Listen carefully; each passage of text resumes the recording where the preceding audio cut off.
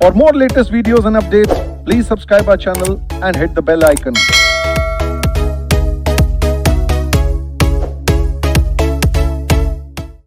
चलो आज की क्लास शुरू करते हैं। हम पढ़ रहे हैं क्वासी कॉन्ट्रैक्ट। क्या पढ़ रहे हैं? ये पढ़ते समय दोनों ही बैचों की दुविधा नहीं होगी, बिकॉज आप दोनों ने एक बेसिक चैप्टर पढ़ लिया। उस चैप्टर का नाम है ऑफर एंड एक्सेप्टेंस। अगर हमें कोई भी कॉन्ट्रैक्ट करना है तो बहुत सारी बातें चाहिए होती हैं, लेकिन कॉन्ट्रैक्ट करते समय जो बेसिक बात चाहिए होती है वो क्या चाहिए होती है? Offer and acceptance. यानी पहले एक इंसान क्या करेगा? ऑफर देगा, दूसरा इंसान उस ऑफर को सुनेगा और फिर उस ऑफर को क्या करेगा? एक्सेप्ट। जब तक ऑफर को एक्सेप्ट नहीं किया जाता तब तक हमारे बीच कॉन्ट्रैक्ट नहीं हो सकता। कॉन्ट्रैक्ट करने की सबसे बेसिक रिक्वायरमेंट क्या है? एक इंसान ऑफर देगा। ऑफर का मतलब क्या है? चल भाई पंखा लगा दे। ये ऑफर है या ऑर्डर है? ऑफर का मतलब क्या है? भाई साहब मैं आपके लिए पंखा लगाना चाहता हूं, क्या मैं आपके पंखा लगा दूं आपके घर पे? पंखा लगाने के बदले में मैं आपसे 10,000 रुपए लूंगा। तो 10,000 जो ले रहा है वो क्या है? कंसेशन। और जो पंखा लगाने की बात कह रहा है वो क्या है? ऑफर। ऑफर का मतलब कुछ करवाना नहीं होता, ऑफर का मतलब कुछ करना होता है। और उस करने के बदले में आप जो करवाना चाहते हो, जो चाहते हो कि ये हो जाए, ये मिल जाए, उस बदले को हम क्या बोलते हैं? कंसीडरेशन। तो अगर एक इंसान ऑफर देता है, दूसरा इंसान उस ऑफर को एक्सेप्ट करता है, तब दोनों के बीच कॉन्ट्रैक्ट होता है। कॉन्ट्रैक्ट का बेसिक मतलब क्या है? दो लोग आपस में एक दूसरे को बांध रहे हैं, बाध्य कर रहे हैं, बाउंड कर रहे हैं, लायबल कर रहे हैं, ऑब्लिगेट कर रहे हैं कि तुझको तो अब ये काम करना पड़ेगा बिकॉज तूने ऑफर को क्या कर लिया है? एक्सेप्ट। तुझको भी ये काम करना पड़ेगा बिकॉज तूने ऑफर दिया था और मैंने तेरे ऑफर को एक्सेप्ट कर लिया है। तो कॉन्ट्रैक्ट की जो बेसिक रिक्वायरमेंट है वो क्या है? Offer and acceptance. Good morning Sahil Sharma. Subhash I am super hot. आप कैसे हो बेटा? सब मस्त। आज हम पढ़ रहे हैं क्वासी कॉन्ट्रैक्ट। क्वासी का जो डिक्शनरी मीनिंग होता है, अगर आप गूगल पे टाइप करो क्वासी, तो क्वासी का मतलब क्या होता है? Non realistic. क्या मतलब होता है? Unrealistic, non realistic. कि एक्चुअली में ना, रियलिटी में ना ये कोई कॉन्ट्रैक्ट ही नहीं है। बिकॉज कॉन्ट्रैक्ट करने के लिए बेसिक क्या चाहिए? पहले एक इंसान ऑफर देगा और फिर दूसरा इंसान ऑफर को एक्सेप्ट करेगा। कॉन्ट्रैक्ट तो ऐसे ही होता है, लेकिन यहां पे हम आज पढ़ने वाले हैं क्वासी कॉन्ट्रैक्ट। क्वासी कॉन्ट्रैक्ट मतलब, क्वासी मतलब अनरियल या फिर अनरियलिस्टिक, जो एग्जिस्ट ही नहीं करता। जो एग्जिस्ट ही नहीं करता फिर भी वो कॉन्ट्रैक्ट कहलाएगा। यानी कॉन्ट्रैक्ट इंप्लाइड बाय लॉ। क्या बोला? कॉन्ट्रैक्ट हमने किया नहीं। कॉन्ट्रैक्ट कैसे होता है? ऑफर देके और कोई इंसान फिर उस ऑफर क्या करता है? एक्सेप्ट करता है। लेकिन यहां बिना ऑफर दिए, बिना एक्सेप्ट दिए दो लोगों के बीच कॉन्ट्रैक्ट हो जाएगा। क्यों? बिकॉज लॉ ऐसा कहता है। लॉ कहता है तू भी बंध गया, तू भी बंध गया, तू भी बाउंड हो गया, ये इंसान ही बाउंड हो गया, दोनों बाउंड है, दोनों को अपना अपना काम करना पड़ेगा। सर लेकिन हमने तो कोई ऑफर दिया नहीं, लेकिन सर मैंने तो कोई एक्सेप्टेंस दिया नहीं। मैं कह रहा हूं ना, मैं कह रहा हूं, मैं मतलब इंडियन कॉन्ट्रैक्ट एक्ट कह रहा है, लॉ कह रहा है तुम दोनों बाउंड हो गए, तुम्हें इसके लिए ये काम करना पड़ेगा, तुम्हें इसके लिए काम करना पड़ेगा। और बाउंड कैसे होते हैं? As per Indian contract act bound कैसे होते हैं? ऑफर और एक्सेप्टेंस करके। पहले एक इंसान ऑफर देता है, दूसरा इंसान उस ऑफर को एक्सेप्ट करता है, तब वो दोनों बाउंड होते हैं। लेकिन यहां पे हम पढ़ेंगे कि दो लोग बाउंड हो गए, लेकिन दोनों को बाउंड होने के लिए क्या नहीं करना पड़ा? एक दूसरे को ऑफर एक्सेप्टेंस नहीं देना पड़ा। इसीलिए हम कह रहे हैं कि ये क्वासी कॉन्ट्रैक्ट है। क्वासी मतलब एक्चुअली में रियलिस्टिक कॉन्ट्रैक्ट नहीं हुआ, एक्चुअली में किसी ने ऑफर एक्सेप्टेंस नहीं दिया, लेकिन फिर भी ये कॉन्ट्रैक्ट है। फिर भी दो लोग एक दूसरे के ऊपर बंधे हुए हैं, ऑब्लिगेट है, लायबल है कि उसे दूसरे इंसान के लिए ऐसा काम करना पड़ेगा। क्यों करना पड़ेगा? बिकॉज किसने कहा है? लॉ ने कहा है। इंडियन कॉन्ट्रैक्ट एक्ट में सीए फाउंडेशन लेवल पे हमें 75 सेक्शंस पढ़ने हैं। सेक्शन 1 से लेके सेक्शन 75 पढ़ना होता है। और अगर मैं क्वासी कॉन्ट्रैक्ट की बात करूं तो ये शुरू होता है 68, 69, 70, 71, 72 एंड 73। यानी कि पूरा एक्ट लिखा जा रहा था। एक्ट में लिखा गया अगर आप कॉन्ट्रैक्ट करना चाहते हैं तो सेक्शन 2 सबसेक्शन ए के अकॉर्डिंगली आपको एक ऑफर देना पड़ेगा, फिर ऑफर को एक्सेप्ट किया जाएगा। ऑफर देने के ये रूल्स होते हैं। ऑफर चिट्ठी के द्वारा ऐसे दिया जाता है, एक्सेप्टेंस चिट्ठी के द्वारा ऐसे दिया जाता है। ये सब लिखा जा रहा था और लॉ मेकर लॉ लिखते लिखते एंड में परेशान हो गया। उसने बोला ये भी कॉन्ट्रैक्ट है, उसने बोला ये भी कॉन्ट्रैक्ट है। मतलब समझ रहे हो, मैं भावुक हो गया एकदम से। उसने क्या किया? 75 सेक्शन है, 68 तक आते आते उसने क्या बोला? तुम भी बाउंड हो, 69 तुम भी बाउंड हो, 70 तुम भी बाउंड हो, 71 तुम भी बाउंड हो। यानी एंड के सेक्शनों में आते आते उसने बोला ये भी कॉन्ट्रैक्ट है, ये भी कॉन्ट्रैक्ट है, ये भी कॉन्ट्रैक्ट है। सर लेकिन हमने यहाँ पे ऑफर एक्सेप्टेंस तो दिया नहीं, तो कॉन्ट्रैक्ट कैसे हुआ? 68 के अकॉर्डिंगली कॉन्ट्रैक्ट कैसे हुआ? तो हम क्वासी कॉन्ट्रैक्ट का एक बेस लेके चलेंगे। बेस कैसा? सर बेस सिर्फ इतना सा है, बेस क्या है? अनजस्ट एनरिचमेंट को प्रिवेंट करना है। क्या करना है? लाइन बोलेंगे, लैटिन भाषा है, प्रिवेंट करना है। प्रिवेंट का मतलब होता है रोक लगाना। किस पे रोक लगानी है? Unjust enrichment. अनजस्ट एनरिचमेंट का मतलब होता है बिना मेहनत के कमाई करना, बिना मेहनत के रिच हो जाना। तो लॉ कहता है कि आप अनजस्ट एनरिच नहीं हो सकते, आप बिना मेहनत के कमाई नहीं कर सकते eight the expenses of other. यानी मेहनत किसने करी है? खर्चा किसने किया? किसी दूसरे इंसान ने। और आप किसी और के खर्चे में फायदा नहीं कमा सकते। और अगर आपने किसी के खर्चे पे फायदा कमाया है तो तुम ऑब्लिगेट हो जाओगे। तुम ऑब्लिगेट हो, तुम बाउंड हो, तुम लायबल हो। तुम्हें उस इंसान को उसका खर्चा लौटाना पड़ेगा। उसके खर्चे से तो जो तुमने फायदा कमाया है, तुमको वो फायदा उस इंसान को लौटाना पड़ेगा जिसका वो एक्चुअली में खर्चा था। लेकिन सर मैंने तो कोई ऑफ एक्सेप्टेंस नहीं किया। हम कह रहे हैं ना, हम कह रहे हैं तुम बाउंड हो, तुम्हें उसका पैसा लौटाना पड़ेगा, तुम्हें उसका प्रॉफिट लौटाना पड़ेगा, उसका एक्सपेंस लौटाना पड़ेगा, तुम्हें उसके लिए ये काम करना पड़ेगा। क्यों करना पड़ेगा? बिकॉज हमने ये लॉ बनाया। और हमने लॉ किस बेस पे बनाया? Prevention of unjust enrichment. कि कोई इंसान रिच नहीं हो सकता, कोई इंसान फायदा नहीं कमा सकता एट द एक्सपेंसेस ऑफ। इसी बात को ऊपर क्या लिखा है? नैमो दैट लॉकअप्टरिया एक्स लैनो जुस्टा। मतलब लैटिन भाषा में लिखा है no man must grow rich. कोई भी इंसान रिच नहीं हो सकता एट द खर्चा of, at the cost of another person. इस बेसिस पे लॉ बनाया गया। क्वासी कॉन्ट्रैक्ट में सेक्शन 68 में क्यों कहा गया? सेक्शन 68 में कहा गया तू लायबल है, 69 में कहा गया तू लायबल है, तुझे काम करना पड़ेगा, 70 में कहा गया तुम ऑब्लिगेट हो, तुम्हें काम करना पड़ेगा। किसी को ऑब्लिगेट क्यों किया? बिकॉज कहीं ना कहीं वो इंसान किसी और के खर्चे पे फायदा कमा रहा होगा, तो तुम बाउंड हो, तुम्हें उसका खर्चा वापस करना पड़ेगा। तुम्हें उस इंसान के लिए ऐसे कुछ काम करने पड़ेंगे बिकॉज तुमने उस इंसान के खर्चे पे कुछ एनरिचमेंट ले लिए, फायदा कमा लिया। फायदा कमा लिया तो तुम बाउंड हो जाओगे। बेशक तुम्हारे बीच कोई ऑफर एक्सेप्टेंस नहीं है, बट फिर भी तुम बाउंड हो। बिकॉज कॉन्ट्रैक्ट का बेसिक मतलब क्या होता है? किसी को बाध्य करना, किसी को ऑब्लिगेट करना। बेसिक लॉ समझ आया तुम्हें? हाँ हाँ हाँ। आज हम क्या पढ़ने वाले हैं? हम अभी तक पढ़ते आ रहे थे ऑफर एक्सेप्टेंस कैसे होती है। देखिए बोलो हाँ। कॉन्ट्रैक्ट कैसे होता है? जब कोई इंसान ऑफर देता है और फिर कोई दूसरा इंसान उस ऑफर को एक्सेप्ट करता है। ऐसे करके दो लोगों के बीच कॉन्ट्रैक्ट होता है। लेकिन आज हम क्या पढ़ने वाले? कि कोई ऑफर नहीं दिया गया, कोई एक्सेप्टेंस नहीं दी, बट फिर भी उनके बीच कॉन्ट्रैक्ट हो गया। इसलिए इसको क्या नाम दिया? Quasi contract. क्वासी मतलब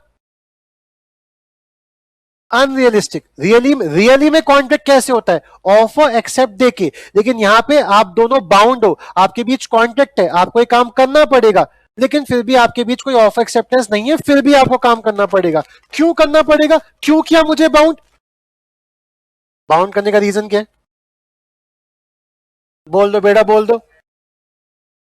no man must grow rich at the expenses of another person. कोई इंसान दूसरे इंसान के खर्चे पे फायदा नहीं कमा सकता। इसलिए इसलिए हमने तुम्हें बाउंड किया, बिना ऑफर एक्सेप्टेंस के भी तुम्हें बाउंड किया। और अगर बाउंड किया तो तुम दोनों के बीच क्या है? तुम दोनों के बीच क्या है? कॉन्ट्रैक्ट है। बाउंड, कॉन्ट्रैक्ट का मतलब क्या है? बाउंड करना। तो बिना कॉन्ट्रैक्ट, बिना ऑफ एक्सेप्टेंस के भी तुम्हें बाउंड कर दिया, इसलिए इसको एक नाम दे दिया। क्या नाम दे दिया? Quasi contract. क्या बोल रहा है बेटा? रीड करेंगे, लिखना नहीं है अभी, रीड करेंगे। क्या लिखा हुआ है? In quasi contract. क्या लिखा है? In quasi contract existence of contract are presumed by law. Presume मतलब प्री मतलब पहले, एज्यूम मतलब मान लेना। तो पहले से मान लिया गया है। In quasi contract existence of contract, contract exist करता है, आप प्रिज्यूम्ड पहले से मान लिया गया है। किसके द्वारा? बाय लॉ के द्वारा। ऑफर एक्सेप्टेंस की हमें कोई जरूरत नहीं है। And there is no offer, there is no acceptance. In quasi contract obligation है, आप बाउंड हो, are imposed by law.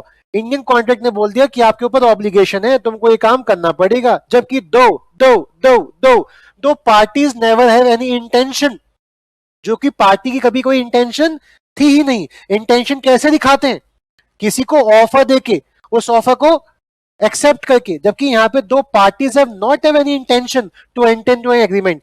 In the case of quasi contract there is no contract between the party but the parties are treated as there is a contract between them. But पार्टियां ऐसे treat की जाएंगी कि उनके आपस में एक दूसरे के साथ कॉन्ट्रैक्ट है, जबकि रियलिटी में उन्होंने आपस में कोई कॉन्ट्रैक्ट नहीं किया।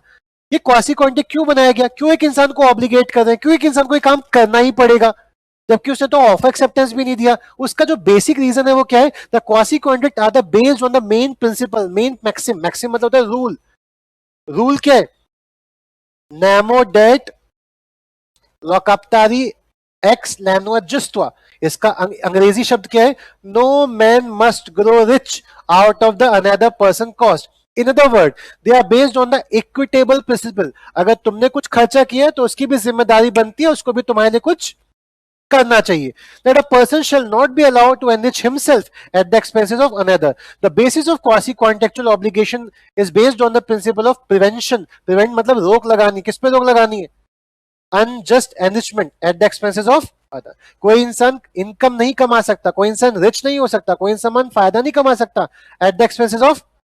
इसका सबसे बेसिक उदाहरण लेके चलते हैं, बेसिक उदाहरण बोलो। हाँ, ये कैलकुलेटर किसका है? ऑनलाइन वाले बच्चों प्लीज रिप्लाई करोगे। यहां तक बात समझ आ रही है तुम्हें? तब तक तुम रिप्लाई कर दो, मैं टाइम पास कर रहा हूं इन बच्चों के साथ। ये कैलकुलेटर किसका है? अरे मतलब मुझसे पहले कौन पढ़ाया था तुम्हें इस कैलकुलेटर से? रोहित सर। रोहित सर तुम्हें इस कैलकुलेटर से पढ़ाया था, कैलकुलेशन कर दोगे। अब वो कैलकुलेटर यही भूल गए। इस पे लिखा भी है पीछे, मैं हूं रोहित सर, ये कैलकुलेटर मेरा है, ये मेरा फोन नंबर है, मुझे मेरा कैलकुलेटर वापस कर देना। ये कैलकुलेटर किसने अपनी जेब से खरीदा होगा? किसके पैसे खर्च हुए होंगे इस कैलकुलेटर को? और मैं खुश हो रहा हूं, आज मुझे एक कैलकुलेटर पाया। मुझे कैलकुलेटर खरीदना था लेकिन मेरे पास कैलकुलेटर खरीदने के पैसे नहीं थे, या मैं पैसे इन चुन्नी मुन्नी चीजों में खर्च नहीं करना चाहता। तो आज मुझे क्या पा गया दोस्तों? ये कौन हूं मैं हूं finder of the calculator, finder of the goods. मुझे गुड्स क्या हुआ? फाइंड हुआ। मैंने उस गुड्स को पाया। अब ये कैलकुलेटर मेरा है और अब ये कैलकुलेटर मैं अपने घर लेके जाऊंगा। क्या किसी और के खर्चों पे क्या मैं फायदा कमाना चाह रहा हूं? अरे बोलो हाँ।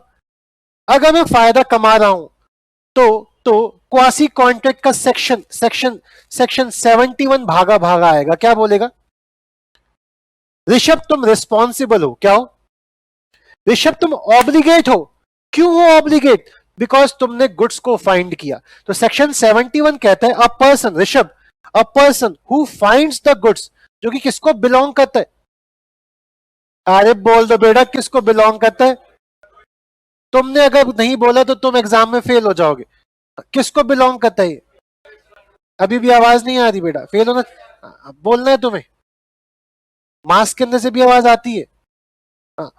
किसको? A person who finds goods belonging to another and takes them in his custody. सामान किसने अपनी कस्टडी में रख लिया? मैंने। सामान किसका था? रोहित सर का। तो कहता है आपकी वही रिस्पॉन्सिबिलिटीज होंगी जो बेली की होती है। अब आपको जानने की इच्छुकता होगी कि बेली कौन होता है। बेली कौन होता है? तो इसके लिए हमें समझना पड़ेगा बेलमेंट कॉन्ट्रैक्ट। क्या समझना पड़ेगा? बेलमेंट कॉन्ट्रैक्ट हम पढ़ते हैं सीए इंटर में, लेकिन मैं तुम्हें सीए फाउंडेशन में उसकी नॉलेज दे रहा हूं। तो जब सीए इंटर के टीचर हर्ष सर आईजीपी में आपको पढ़ा, आओ बेटा तुम्हें बेलमेंट पढ़ाता हूं, कहता सर ये हम खुद कर लेंगे, ऋषभ सर ने पढ़ा के भेजा है हमें, ऐसा कहोगे तुम? या वहां जाके नाम बेइज्जत करवाओगे? तुम क्या बोलोगे? सर बेलमेंट, सर पहली बार सुन रहे हैं, पढ़ाना सर। ऐसे मत करना। फाउंडेशन में पढ़ा के भेजा तो नॉलेज लेके जाना। No, what is bailment? Bailment का मतलब होता है किसी को सामान किराए पे देना, किसी को सामान यूज करने के लिए देना, या किसी को सामान रिपेयर करने के लिए देना। सामान दे रहे हैं ताकि उस सामान से या उस सामान पे कुछ किया जा सके। अगर मैं आपको कैलकुलेटर दे रहा हूं, भैया ये कैलकुलेटर का ना जरा सेल ठीक कर दो, इस कैलकुलेटर में जरा सेल लगा दो, तो कैलकुलेटर पे कुछ हो रहा है, कैलकुलेटर से कुछ हो रहा है? पे रिपेयरिंग हो रही है, क्या हो रही है? या फिर आप में से किसी को कैलकुलेटर चाहिए था, क्या आज तुम्हारा एग्जाम है, कैलकुलेटर नहीं लाए? चलो 3 घंटे के लिए तुम्हें कैलकुलेटर रेंट पे देता हूं, 10 रुपए निकालो। तो मैं 10 रुपए की कमाई कर रहा हूं, क्या 10 रुपए में कैलकुलेटर बेचा है या रेंट पे दिया है? यूज करने के लिए दिया है, बोलो हाँ। तो अगर मैं कोई गुड्स, कोई सामान किसी इंसान को यूज करने के लिए दे रहा हूं या उस सामान को रिपेयर करने के लिए दे रहा हूं, ओनरशिप मेरे पास है, इस सामान का ओनर कौन है, मैं। लेकिन मैंने सामान किसी को दिया है, यानी पोजेशन, सामान रखा किसके पास है, किसी दूसरे इंसान के पास, बोलो हाँ। उसका कब्जा किसके पास है, उसको उसको होल्ड कौन करता है, कोई दूसरा इंसान, लेकिन ओनर कोई और है। इस कॉन्ट्रैक्ट को बोलते हैं बेलमेंट कॉन्ट्रैक्ट। क्या बोलते हैं? बेलमेंट सिर्फ गुड्स का होता है। मेरे पास एक घर है, मैंने घर रहने पे किसी और को दे रखा है, तो वहां बेलमेंट नहीं लगेगा, वहां लगेगा ट्रांसफर ऑफ प्रॉपर्टी एक्ट। क्या लगेगा? लेकिन क्या ये गुड्स है, क्या ये मूव किया जा सकता है यहां से वहां, क्या ये इमूवेबल प्रॉपर्टी है, मूवेबल प्रॉपर्टी है? मूवेबल। तो अगर मैं कोई मूवेबल गुड्स किसी इंसान को देता हूं यूज करने के लिए, रिपेयर करने के लिए, तो इसे बोलते हैं बेलमेंट कॉन्ट्रैक्ट। क्या बोलते हैं? आई बात समझ? मैं आपको सामान दूंगा और आप उसके बदले में मुझे पैसे देंगे। गुड्स का आना जाना होता है, बदले में सम कंसिडरेशन। जैसे पुराने जमाने में होता था, वीसीआर आता था। वीसीआर सुना है आपने? तुम पैदा हो गए थे वीसीआर के जमाने में? पहले सीडी प्लेयर आते थे। मम्मी पापा की शादी सीडी प्लेयर में होती थी, सीडी में। तो मम्मी पापा को अपनी शादी दोबारा देखनी, दोबारा से महसूस करना है कि कभी हम खुश भी थे, ठीक है। तो सीडी प्लेयर घर पे था नहीं, तो सीडी प्लेयर किराए पे लेके आते थे। कहां पे लेके आते थे? किराया देने वाला कहता था ये तो सीडी प्लेयर 24 घंटे के लिए, अब ये सीडी प्लेयर तुम्हारा है, तुम सीडी प्लेयर पे सीडी चला के देखना, 24 घंटे बाद मुझे सीडी प्लेयर वापस कर देना। और सीडी प्लेयर तुम यूज कर रहे हो मेरा, इसके तुम्हें 50 रुपए देने पड़ेंगे 24 घंटे के हिसाब से। तो एक इंसान बड़ा शातिर होता था, वो सीडी प्लेयर लेके आता था, साथ में 3-4 सीडियां भी खरीद के लाता था। क्यों? 24 घंटे तो वसूल ले, एक के बाद एक के बाद एक सीडी देखेंगे 4-5, ठीक है।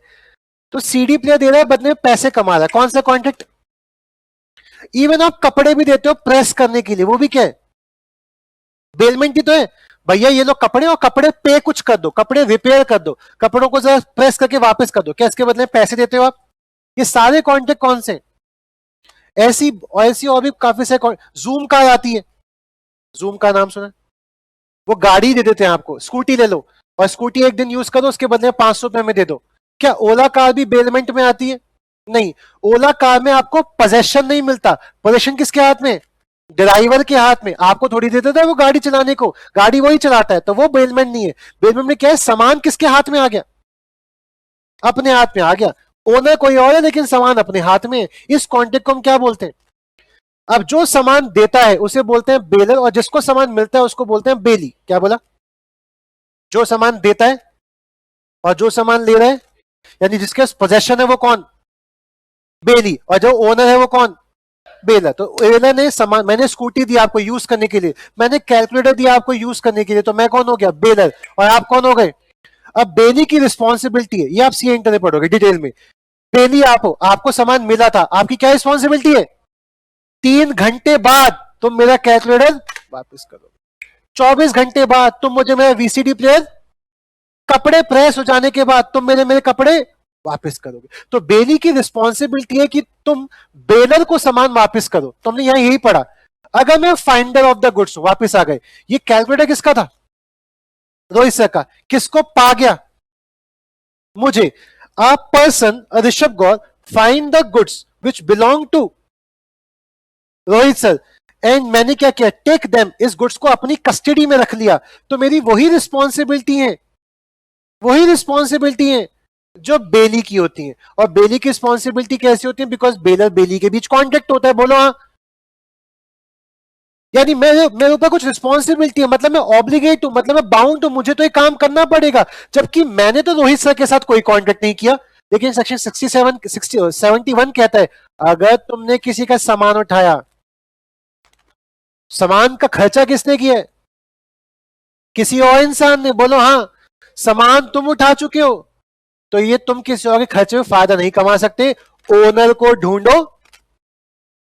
और बेली की तरह, जैसे बेली बेलर को सामान वापस करता है, ऐसी आप भी ओनर को ढूंढो और ओनर को ये सामान ऑब्लिगेट हो गया, मैं बाउंड हो गया, मैंने तो कोई ऑफ एक्सेप्टेंस नहीं किया। एज पर सेक्शन 71 तुम्हें काम करना है। बजरंगी भाईजान तुम्हें मुन्नी मिली, तुम्हें मुन्नी को किसको वापस करके आना है? मुन्नी के माता पिता को। बोलो हाँ। या तो सामान उठाओ मत, अगर मैंने कैलकुलेटर उठाया तो किसको दे दूं? पुलिस पुलिस पुलिस, ले लो ये, तुम ढूंढते रहना ओनर को। लेकिन अगर उठा के आपने अपनी जेब में रख लिया तो एज पर सेक्शन 71 बिजली कड़की और आप बाउंड हो गए। क्या करना है आपको? ओनर को ढूंढना है और उसको ये सामान वापस करना है। क्या लिखा है? एग्जाम्पल, फिदातो found a diamond ring at the birthday party of Rishabh. Rishabh की बर्थडे पार्टी थी, किसी की रिंग गिर गई होगी, रिंग किसको मिल गई? फिदातो कौन है यहां पे? Finder of the goods. Ring किसकी? किसी की तो होगी, बोलो हाँ। फिदातो ने ऋषभ से कहा एंड अदर गेस्ट से कहा कि मेरे को एक रिंग पाई है। She has performed her duty. क्या उसने अपना काम कर दिया? उसे क्या क्या क्या ड्यूटी थी उसकी? किसकी है ये अंगूठी? बता दो। उसकी यही ड्यूटी है, दूसरों से पूछना। उसकी ड्यूटी क्या थी? She has performed her duty to find the owner. If she is not able to find the owner she can retain the ring as a bailee. और जब उसे ओनर मिल जाएगा तो उसको ये अंगूठी किसको देनी है? बेलर को देनी, जो ओनर है सामान का उसको देनी है। नोट, बेली कौन होता है? बेली इज अ पर्सन, अरे पढ़ लो, bailee is a person to whom the goods are delivered for some purpose, for some purpose, या तो से के लिए या पे के लिए। उस सामान से कुछ कर लो या उस सामान पे कुछ कर दो। Upon a contract that they shell when the purpose is accomplish, जब 24 घंटे हो जाएंगे, जब कपड़ा प्रेस हो जाएगा, जब 3 घंटे हो जाएंगे, तो तुम्हें मेरा कैलकुलेटर, तुम्हें मेरा स्कूटी, तुम्हें मेरी गाड़ी, तुम्हें मेरा वीसीआर वापस करना पड़ेगा। बी रिटर्न या otherwise dispose of according to the direction of the person who has delivered the goods. या तो आप उस सामान को वापस कर दोगे या उस सामान को डिस्पोज कर दोगे, लेकिन किसकी डायरेक्शन से? बेलर की डायरेक्शन से। ये लो कपड़ा, और इस कपड़े का जरा कुर्ता पजामा बना दो। उसने कपड़े का कुर्ता पजामा बना दिया, कह रहा ये छोटा छोटा कपड़ा बचा है, क्या करूं? इसे फेंक दे। फेंका किसके कहने पे? मेरे कहने पे, अपने आप से? मेरे कहने पर, बेलर कहने पे। और सामान मुझे वापस कर, कुर्ता पजामा मुझे दे, मेरे कहने पर। आई बात समझ? Point number 2, the finder of the goods is bound to take as much care as the goods of man of ordinary prudence. अच्छा, मेरे पास अगर कैलकुलेटर रखा है तो मैं क्या इस कैलकुलेटर से मजे करूं? ये कैलकुलेटर ये काम करने के लिए होता है, बोलो हाँ। तो कहते हैं अपने मोबाइल फोन को, अपने कैलकुलेटर कैसे संभाल के रखते हो? ये तो रोहित सर का जो कैलकुलेटर तुम्हें पाया उसको भी कैसे संभाल के रखो? ऐसे। आई बात समझ? उसके साथ मजे करने की जरूरत नहीं है। तो क्वेश्चन आएगा आपके एग्जाम में, अगर आएगा तो, कि एक इंसान को एक डायमंड ज्वेलरी पाई, उसने वो डायमंड ज्वेलरी अपने घर के बाहर रख दी, क्वारंटाइन हो जा तू, और घर का गेट लॉक करके अंदर सो गया। उसने खुद की ज्वेलरी रखी है लॉकर के अंदर और पाई हुई ज्वेलरी रखी घर के बाहर। चोर आए और रात को वो ज्वेलरी चुरा के भाग गए। क्या जब मेन ओनर को पता चलेगा कि उसकी ज्वेलरी इसके पास थी, तो क्या वो ज्वेलरी के पैसे या ज्वेलरी उससे ले सकता है? क्या तुम ये कह सकते हो मेरी क्या जिम्मेदारी? तो लॉ में क्या लिखा है? Find of the goods bound है, ऑब्लिगेट है, किस चीज के लिए? उसे जो सामान पाया उस सामान को वैसे ही केयर करनी पड़ेगी जैसे वो अपनी सामान की करता है। उसने अपना सामान कहां रखा था? लॉकर में। और मिला हुआ सामान कहां रखा? ऐसे नहीं करना। तो आपको जो मिला हुआ सामान है उसे भी कहां रखना है? लॉकर में। फिर से क्वेश्चन आएगा, उसको जो सामान मिला उसने वो अपने सामान के साथ लॉकर में रखा, रात को चोरी हुई, उसका भी सामान चोरी, मिला हुआ सामान भी चोरी। क्या find of the goods responsible है? उसको सामान देना पड़ेगा? The answer is no, because उसने उस सामान की जिम्मेदारी वैसी ही उठाई थी जैसे आम सामान की जिम्मेदारी वो अपनी उठाता है। उसके बाद सामान अगर डिस्ट्रॉय हो जाता है फिर उसमें उसकी कोई जिम्मेदारी नहीं है। आई बात समझ? आई बात समझ? The find of the goods is not responsible for the loss. अगर उसने बहुत मेहनत के साथ सामान रखा है लेकिन फिर भी सामान लॉस हो जाता है, अरे बोलो हाँ, या डिस्ट्रक्ट हो जाता है या डेटोरिएट, सड़ जाता है थिंग्स जो उसकी कस्टडी में था, अगर उसने रीजनेबल केयर रखी है तो फिर उस लॉस के लिए वो जिम्मेदार नहीं है। मतलब मुन्नी को बजरंगी भाईजान के साथ रहते रहते 10-15 साल हो गए और मुन्नी की टोन भी वैसी हो गई, ए बुड़ुड़, मतलब मुन्नी तो बोलती नहीं थी, क्या मतलब मुन्नी ने बोलना शुरू किया, मुन्नू की भाषा भी वैसी हो गई जैसी बजरंगी भाईजान की थी। तो क्या उसके पेरेंट्स डांट लगाएंगे उसके ऊपर, तुमने मेरी बच्ची को बिगाड़ दिया? नहीं, मेरे खुद के बच्चे भी टपोरी हैं, तो मेरे साथ जो रहेगा वैसे होगा, बिकॉज मैं तो अपने बच्चों की केयर ऐसे ही करता हूँ। तो फिर आप मेरे ऊपर कोई लॉस का आरोप नहीं लगा सकते। द फाइंडर में रिकवर रीजनेबल चार्जेस। अच्छा, मुन्नी को 2 साल से 15 साल तक करने में क्या कुछ खर्चा होगा? मुन्नी खाती है नल्ली निहारी तंदूरी तगड़ी कबाब, हम थे वेजिटेरियन, उसको खिलाने पिलाने में खर्चा होगा? अरे हाँ है ना। मुझे एक चॉकलेट पाई, उस चॉकलेट मेल्ट हो सकती है, गर्मी का माहौल है, क्या चॉकलेट को ठीक रखने के लिए मुझे उसे रेफ्रिजरेटर के अंदर रखना पड़ेगा? क्या खर्चा हो गया उस चॉकलेट को प्रिजर्व करने के चक्कर में? तो मेरा जो खर्चा हुआ मैं क्या कर सकता हूं? मैं रिकवर कर सकता हूं, किससे? ओ नो, जब वो मुझे कभी मिलेगा तो मैं उससे बोलूंगा भैया खर्चा हो गया, इतना पैसा दे दो। आई बात समझ? हाँ, वो भी वापस। अगर तुम्हें अंडा मिला या तुम्हें मुर्गी मिल गई, क्या मिल गई? मुर्गी डेली अंडा दे रही है, मुर्गी से तुम बेनिफिट, तो अंडे भी संभाल के रखो, वापस करने तुम्हें। और अगर वो अंडे का आमलेट बना के खा गए, तो आमलेट कितने का मिलता है?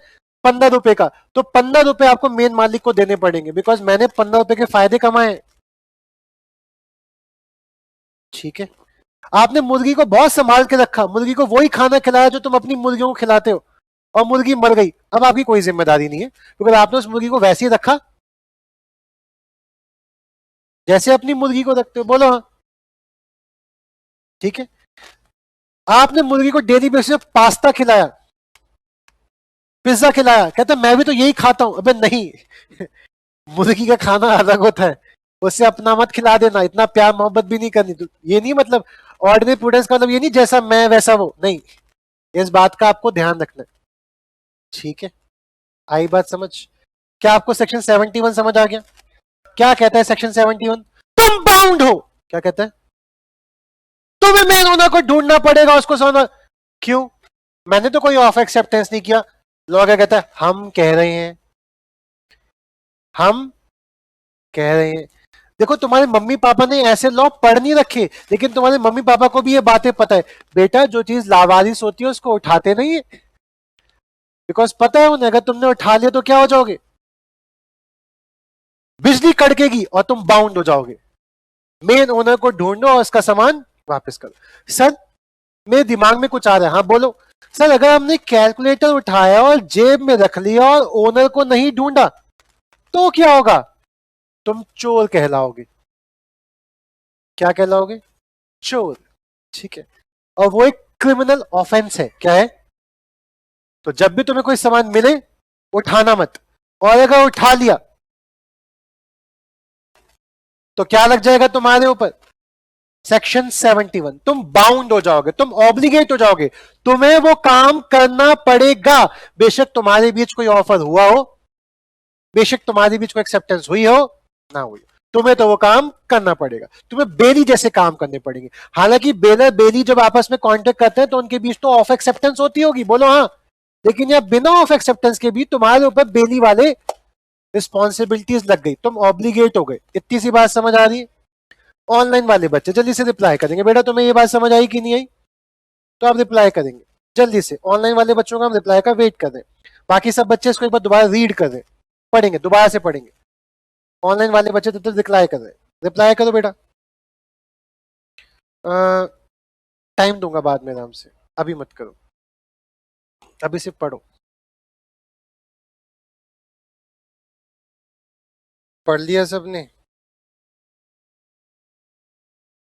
अगर पाई मुर्गी पर हम कुछ ना खर्चा किया तो मुर्गी मर जाएगी बेटा, और कुछ खर्चा किया तो यस तुम क्लेम कर सकते हो गुरमीत।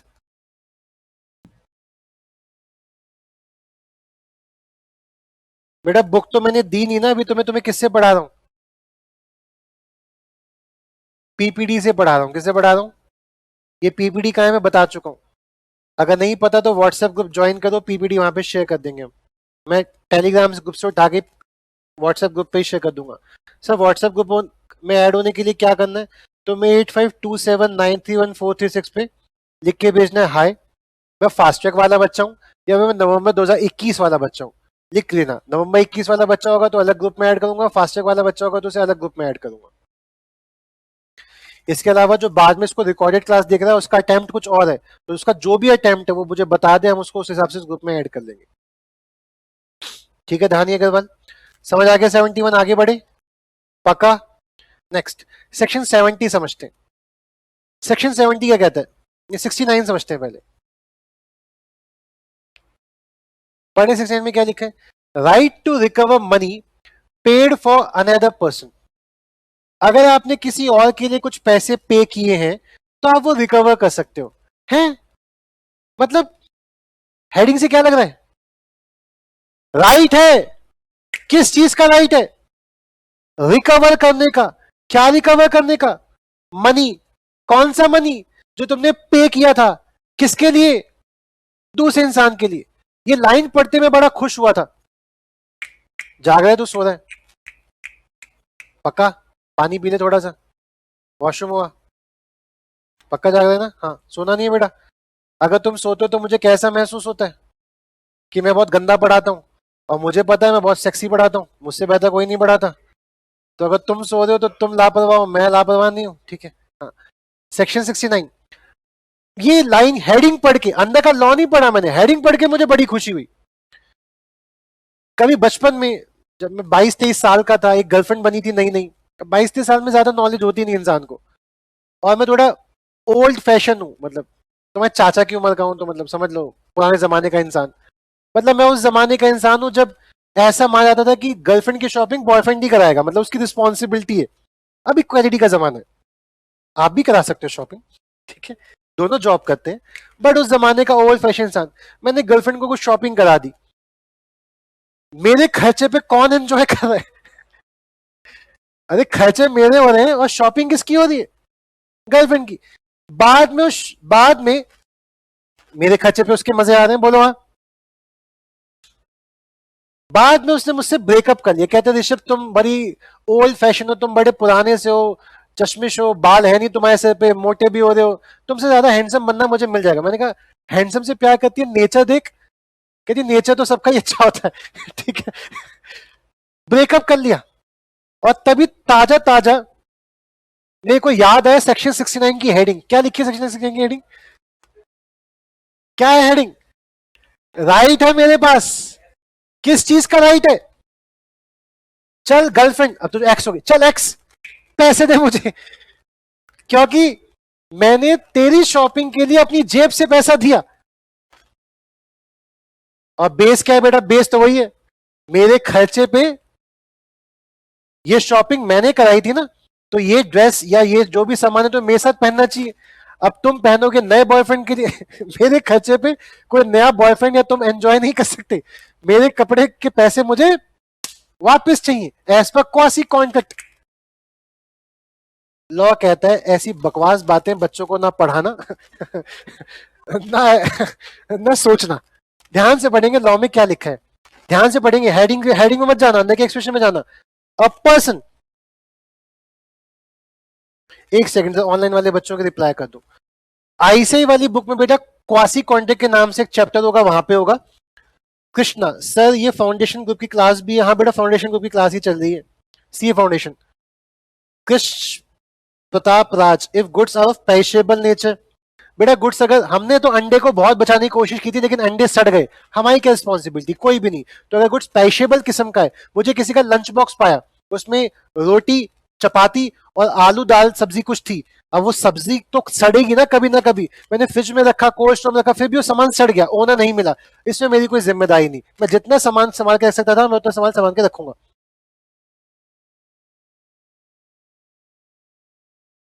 नंबर नहीं नोट, नंबर नहीं नोट नहीं किए सर। अच्छा, नंबर नहीं नोट किए सर। एक तो तुम्हारी लैंग्वेज बेटा, ये लिखा ढंग से करा करो। क्या लिखा? नंबर नहीं नोट नहीं किए सर। नंबर नोट नहीं किए सर समझ आता है, नंबर नहीं नोट नहीं किए सर। ऐसे 8527931436 8527931436 8527931436 8527931436। ठीक है, ये नंबर कब तक याद रखना है तुम्हें? सीए फाइनल तक। सी इंटर में भी कहाँ पढ़ने आओगे? ऐसा मैं तो सोच ही सकता हूँ ना, मेरे पास ही आओगे। सी फाइनल तक मेरे पास ही आना, तो ये नंबर ध्यान रखना, बहुत सालों तक काम आएगा। पीतम ये सच है कि क्या सच है? हाँ, वापस वापस वापस गर्लफ्रेंड वाली बात पे अटक मत जाना। मैं गर्लफ्रेंड से कोई पैसा नहीं ले सकता, बिकॉज लॉ की एग्जैक्ट लाइन तो ये है। लॉ की एग्जैक्ट लाइन क्या है? अ पर्सन हु इज इंटरेस्टेड। क्या मैं अपनी गर्लफ्रेंड को शॉपिंग कराने में इंटरेस्टेड था? उस टाइम तो था। अरे बोलो हाँ। शॉपिंग कराएंगे तो मेरे साथ घूमेगी फिरेगी, नाचेगी गाएगी, ऐश करेगी, और क्या। मैं इंटरेस्टेड हूं in the payment of money. क्या मैं पैसे देने में इंटरेस्टेड हूं? मतलब उस टाइम मेरा इंटरेस्ट था।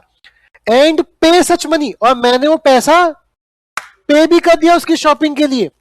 विच another person, my girlfriend was bound by law to pay. क्या गर्लफ्रेंड शॉपिंग करने के लिए बाउंड थी? शॉपिंग करनी ही करनी है? नहीं, मैंने अपनी इच्छा से उसके लिए पेमेंट की, लेकिन मैंने जिसकी पेमेंट करनी है वो इंसान बाय लॉ पेमेंट करने के लिए बाउंड होना चाहिए। शॉपिंग तो इच्छा से की जाती ना। शॉपिंग करना कोई लॉ थोड़ी ना कि हर इंसान को जिंदगी में 10,000 रुपए की शॉपिंग पर महीना करनी चाहिए। ऐसा कोई लॉ थोड़ी ना कहता है। शॉपिंग तो इच्छा से की जाती है। जबकि यहां लैंग्वेज क्या लिखी है? विच अनदर पर्सन, जो दूसरा इंसान क्या है?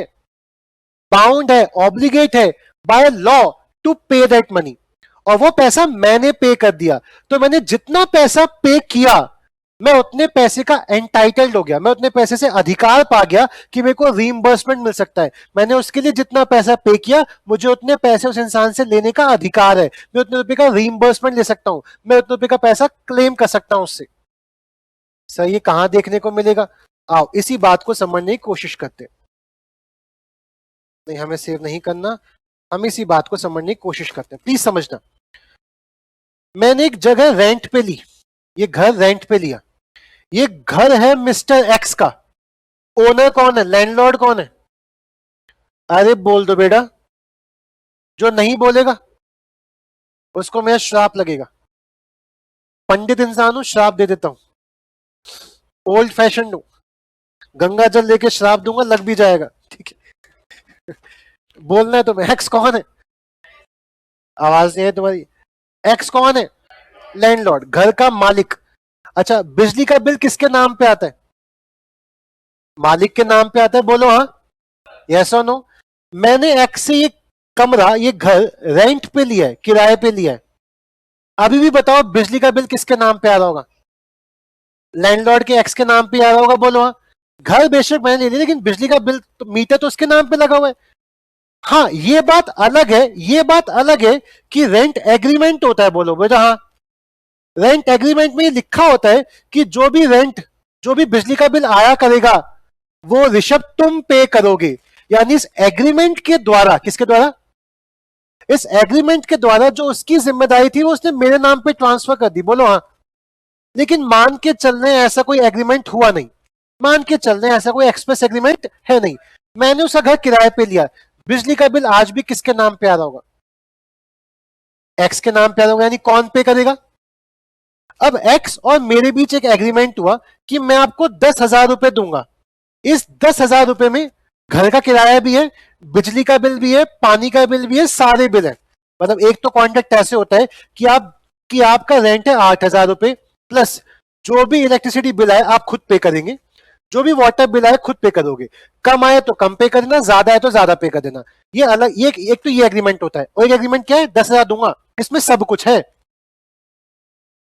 बिजली कम यूज करूंगा तो तुम्हारा फायदा, ज्यादा यूज करूंगा तो तुम्हारा नुकसान। मैं तो कितना देने वाला हूं, तो मैंने उससे ये वाला एग्रीमेंट किया।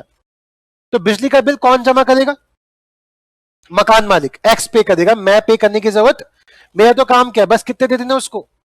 10,000। उसमें सारे खर्चे उसमें जुड़े हुए हैं, बोलो हाँ।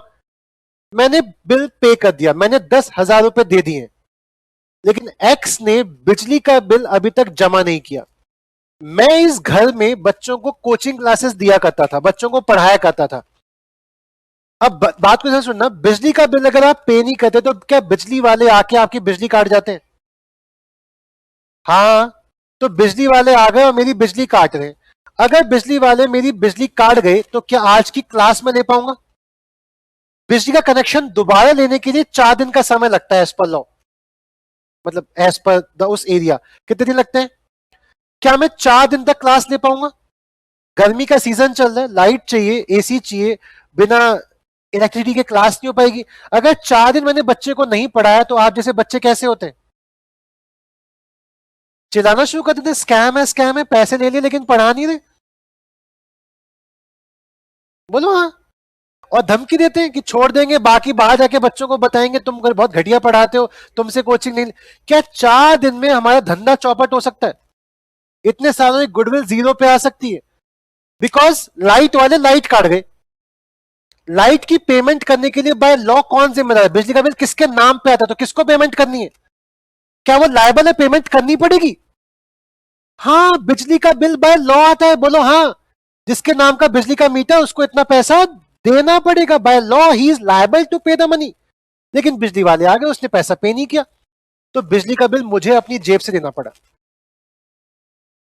क्या मैं ऑलरेडी 10,000 रुपए में बिजली का बिल दे चुका हूं? हाँ है ना? अब मुझे और देना पड़ रहा है, जिसके लिए लायबल कौन था? दे मैंने दिया। क्या मेरा पैसा देने में इंटरेस्ट है?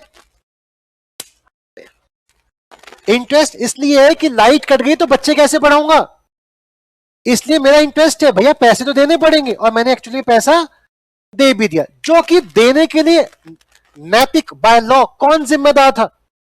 एक्स। क्या मैं एक्स से उतने पैसे वापस ले सकता हूं? यानी अगली बार जब मैं रेंट पे करूंगा तो मैं 10,000 नहीं दूंगा, 10,000 माइनस जितना मैं इलेक्ट्रिसिटी बिल पे कर चुका हूं उतना माइनस कर दूंगा। इसका मतलब मैंने उतने पैसे वापस ले लिए। अरे बोलो हाँ। एस पर सेक्शन 69, एस पर सेक्शन पढ़ेंगे क्या लिखा है।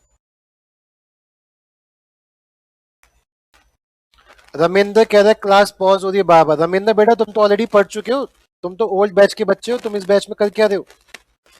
बताओ रविंद्र, बताओ। सर रविंद्र को ब्लॉक किया जाए, रविंद्र पुराने बैच का बच्चा है, इस बैच में क्यों पढ़? एक ही बैच में दो बैच, मतलब एक बार फीस देके कितनी बार पढ़ोगे रविंद्र तुम? ब्लॉक करो सर रविंद्र को। क्लास जानबूझ के पॉज नहीं हो रही रविंद्र, हम कर रहे हैं, अनजाने में नहीं हो रही। पढ़ो क्या लिखा है। A person, Rishabh Gaur, who is interested in the payment of money and pay such money which X landlord is bound to pay by law, तो मैं एंटाइटल हो जाता हूं, मेरे पास अधिकार आ जाता है कि क्या चाहिए मुझसे उस पैसे का रीइंबर्समेंट चाहिए, जितना दे दिया मुझे वो पैसा वापस चाहिए from the landlord, from the other person. दूसरा एग्जांपल, केस स्टडी डिस्कस करें आबिद हुसैन वर्सेस गंगा साहे की। एक इंसान ने अपना खेत गिरवी रखवा दिया बैंक के पास। खेत के कागजात किसके पास है? बिकॉज बैंक ने उस फार्मर को लोन दिया होगा, लोन के बदले ये लोन का पैसा चुकाएगा, और जब तक पैसा नहीं चुकाएगा खेत के कागजात किसके पास आएंगे? अब गवर्नमेंट आ रहा है, गवर्नमेंट कह रहा है कि मुझे इस लैंड पे टैक्स चाहिए, गवर्नमेंट टैक्स लेता है। गवर्नमेंट ने कहा मुझे जमीन पे टैक्स चाहिए, फार्मर दे नहीं रहा टैक्स, और गवर्नमेंट का लॉ है अगर आप टैक्स नहीं पे करोगे तो गवर्नमेंट में जमीन ही हथिया लेगी। फील करना, अगर गवर्नमेंट ने जमीन ही हथिया ली तो क्या बैंक वाला इंसान क्या फार्मर से लोन का पैसा ले पाएगा? वो कहेगा लोन का पैसा दे, फार्मर कहता है मैं नहीं दूंगा। अभी तो धमकी दे सकता है ना बैंक, ठीक है तेरे खेत के कागजात मेरे नाम पे है, मैं बेच दूंगा इसे किसी को भी, लेकिन अगर खेत ही कौन ले गया उठा के तो क्या हम धमकी दे पाएंगे? क्या कहें कि हम नहीं देगा तो ये कर देंगे, कुछ कह नहीं सकते बिकॉज खेत तो अपने रहे नहीं। तो बैंक ने खेत पे, उस लैंड पे जो टैक्स बनता है वो गवर्नमेंट को दे दिया। क्या यही लाइन लगेगी? Bank has interested in the payment. Bank का इंटरेस्ट क्यों था? बिकॉज बैंक को अपने लोन के पैसे चाहिए, बोलो हाँ। और बैंक ने वो टैक्स पे भी कर दिया, जो टैक्स पे करने के लिए जिम्मेदार कौन था? फार्मर। अरे बोलो हाँ। तो बैंक ने जितना पैसा पे किया टैक्स के नाम पे, बैंक उतना पैसा किससे ले सकता है? यानी फार्मर से लोन का पैसा तो लेगा ही लेगा, साथ में और कौन सा पैसा लेगा? टैक्स का भी पैसा, एज पर सेक्शन 69। क्या बैंक और फार्मर के बीच कोई कॉन्ट्रैक्ट हुआ था अलग से? बिना ऑफर एक्सेप्टेंस के भी बैंक फार्मर से उतना पैसा ले सकता है एज पर सेक्शन 69। अब आप बताएंगे क्या मैं गर्लफ्रेंड से एज पर सेक्शन 69 पैसा ले सकता था उसकी शॉपिंग के? क्या चीज मिसिंग रह गई? शॉपिंग के पैसे बाय लॉ नहीं देने थे, शॉपिंग अपनी इच्छा से की जाती है। बोलो हाँ। अगर वो भी चीज जुड़ जाती फिर तो मैं उससे पैसे ले लेता। नोट, ठीक है, नोट क्या लिखा है? Payment should be made for another person. Person making the payment should be interested in the payment. Payment should be such that another person on whose behalf the payment is made, वो by law bound होना चाहिए। कैसे bound होना चाहिए? उसकी जिम्मेदारी है पैसा देना और वो आपने दे दिया बिकॉज आपका उसमें इंटरेस्ट है, तो आप उतने पैसे रिकवर कर सकते हो एज पर सेक्शन। आई बात समझ? क्या यहां भी ऑफ एक्सेप्टेंस था या लॉ ने कहा है? क्यों कहा लॉ ने? बिकॉज कहीं ना कहीं एक इंसान के खर्चे पर बैंक ने खर्चा कर दिया टैक्स का, फायदा किसको हो रहा है? तो फार्मर, तो मैं उसका पैसा देना पड़ेगा।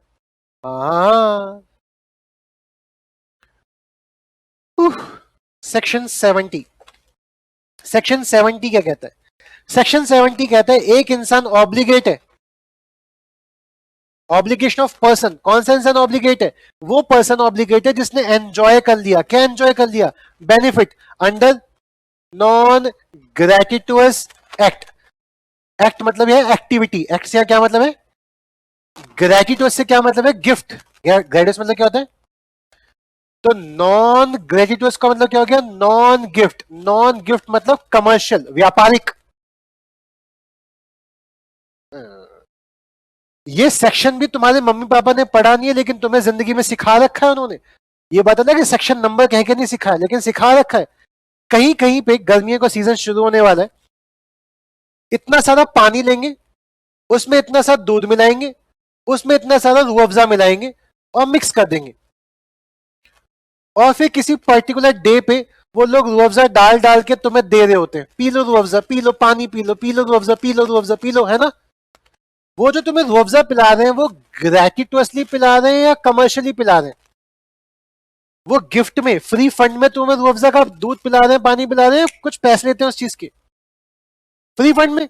तो वो तुम कितना भी गटको, वो तुम कितना भी पियो, तुम्हें उसके लिए पैसे देने की जरूरत, बिकॉज कैसा एक्ट है वो? ग्रेटिटुअस या नॉन ग्रेटिटुअस? वहां तुमने कुछ लिया, कुछ फायदा कमाया, प्यास किसकी बुझी? तुम्हारी। बोलो हाँ। किसके खर्चे पे? लेकिन वो जो खर्चा कर रहा है फ्री फंड में कर रहा है, भंडारा जो है फ्री फंड का है या पैसे ले रहा है उस चीज के? अगर ग्रेटिटुअसली कर रहा है, गिफ्ट में कर रहा है, तो तुम्हें कुछ देने की जरूरत नहीं है। लेकिन अगर नॉन ग्रेटिटुअस है, कैसा है? नॉन ग्रेटिटुअस है, आप बस में बैठे और एक भैया आते हैं, पेप्सी पी लो, पेप्सी पी लो, पेप्सी पी लो, पेप्सी पी लो, और आप पेप्सी लेते हो और पी भी जाते हो। क्या आपको पेप्सी के पैसे देने पड़ेंगे? क्यों? वो पेप्सी पी लो, पेप्सी पी लो फ्री फंड की प्याऊ लगा रहे हैं या उनका धंधा है, कमर्शियल एक्टिविटी है? कोई इंसान कमर्शियल एक्टिविटी कर रहा है और तुम उसमें बेनिफिट ले जाओ, बेनिफिट ले जाओ, तो क्या मैं आपसे उसके पैसे वसूल कर सकता हूं? मेरे खर्चे पे कौन एंजॉय कर रहा है? आप लोग। तो आपको मेरे जितना खर्चा हुआ उसका पैसा देना पड़ेगा। बोलो हाँ। अरे हाँ, मैं यूट्यूब पे फ्री में पढ़ा रहा हूं। यूट्यूब पे फ्री में क्यों पढ़ाना पड़ता है? मेरा बिल्कुल मन नहीं होता यूट्यूब पे फ्री पढ़ाने का, लेकिन और वहां गंदा भी नहीं पढ़ा सकते बिकॉज दुनिया देख रही होती है यूट्यूब पे। क्या मैं तुम्हें गंदा पढ़ा सकता हूं? हाँ। तुम बाहर जाके बोलोगे ऋषभ गौर बेकार पढ़ाता है, किसको पता? तुम्हें पता। बंद कमरे के अंदर बात हो रही है, यूट्यूब पे पढ़ा रहा हूं, कौन देख सकता है? पूरी दुनिया। गंदा भी नहीं पढ़ा सकता। बोलो हाँ। और फ्री में पढ़ाना पड़ता है क्यों? बिकॉज कंपेटिटर्स पढ़ा रहे हैं। एक बंदा आज नया नया चार्टर्ड अकाउंटेंट बना, उसे टीचर बनने की जलन मतलब होती है ना, उत्सुकता हो रही है, मैं टीचर बनूंगा, मैं टीचर बनूंगा। क्या उसके पास कोई बच्चा पढ़ने जाएगा? वो 22 साल का है, अभी अभी अभी नया नया सीए बना, उसे कोई जानता नहीं, क्या कोई उससे पढ़ने जाएगा? नहीं। तो वो क्या करेगा? मेरे पास 5G है, मेरे पास स्मार्टफोन है, वो स्मार्टफोन अपने सामने रखेगा और लॉ पढ़ाना शुरू कर देगा, और फिर तुम लोगों को मैसेज भेजेगा मेरा चैनल सब्सक्राइब करो। मैं तुम्हें फ्री की लॉ पढ़ाऊंगा, और तुम लोग भी लालची हो, तुम किसी के ऊपर कमिटेड थोड़ी ना हो कि ऋषभ गौर से पढ़े तो जो भी रैंक आएगी वो ऋषभ गौर को समर्पित करेंगे। तुम भी स्वार्थी लोभी इंसान, जहां कोई फ्री का टीचर दिखा उससे पढ़ना शुरू कर देते हो। अब वो फ्री की वीडियो डाल रहा है, सारे के सारे बच्चे फ्री की वीडियो देखेंगे, तो उससे कंपीट करने के लिए मुझे भी आना पड़ेगा फ्री में पढ़ाने के लिए, बोलो हाँ, ताकि मेरे बच्चे दोबारा से मेरे पास ही आ सके। बट क्या सच में मेरा कोई इंटरेस्ट है? अब YouTube पे मेरी बच्चे क्लासेस देख रहे हैं फ्री फंड में, कुछ वीडियो डाल रखी है वो फ्री फंड में देख रहे हैं, क्या मैं उनसे पैसे ले सकता हूं? मैंने वो काम कमर्शियली डाला है या ग्रेट्यूटसली डाला है?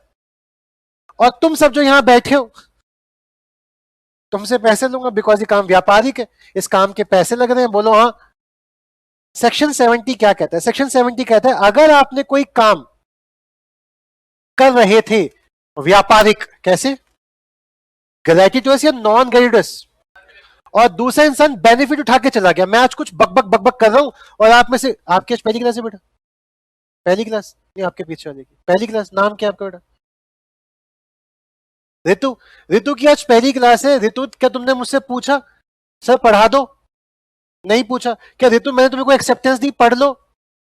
अब ऋतु तुम जैसे यहाँ क्लास से बाहर निकलोगे, बाहर खड़े रोहित सर तुमसे, मतलब हमारे पास 2 रोहित सर है, एक अकाउंट्स पढ़ाने वाले, एक क्लास की एक्टिविटी को मैनेज करने वाले, तो वहां जो रोहित सर होंगे वो तुमसे 200 रुपए ले लेंगे। आज किस बात के ले लेंगे?